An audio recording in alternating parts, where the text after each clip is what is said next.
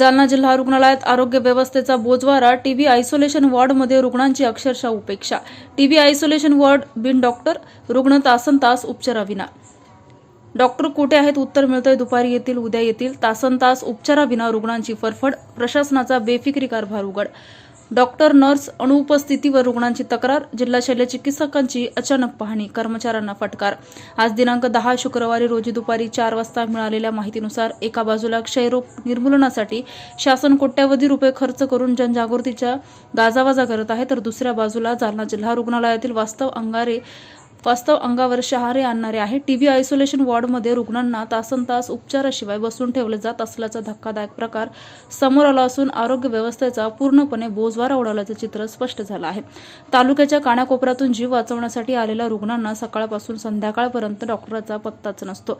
विचारणा केली असता दुपारी येतील, संध्याकाळी येतील, उद्या या अशी उडवाउडीची उत्तरे दिली जात असल्याने रुग्ण आणि त्यांच्या नातेवाईकांचा संताप अनावर झाला आहे. गंभीर आजाराने त्रस्त असलेल्या रुग्णांची ही थट्टा चालली आहे का, असा संतप्त सवाल आता उपस्थित होत आहे.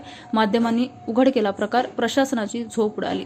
या गंभीर प्रकाराची माहिती माध्यमांपर्यंत पोहोचता जिल्हा शल्य चिकित्सक डॉक्टर राजेंद्र पाटील यांनी तातडीने संबंधित वॉर्डमध्ये धडक देत पाहणी केली. धक्कादायक म्हणजे सकाळी 11 ते दुपारी 3 वाजेपर्यंत एकाही रुग्णावर कोणताही उपचार झाला नसल्याचं त्यांच्या पाहणीत स्पष्ट झालं.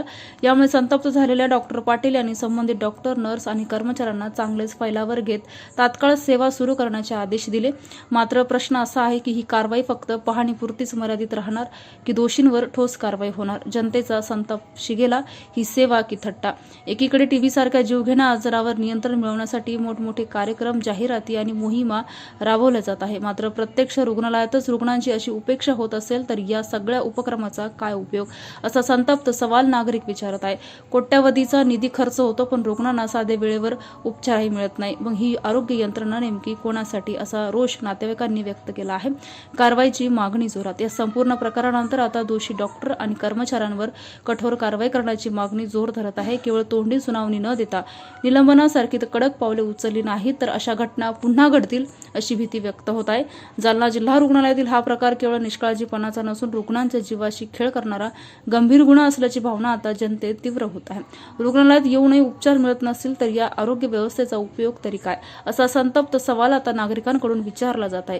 या प्रकरणाची संबंधित दोषींवर कठोर कारवाई होणार की पुन्हा एकदा हे प्रकरण कागदपत्रीच दडपले जाणार, याकडे आता सर्वांचे लक्ष लागले आहे.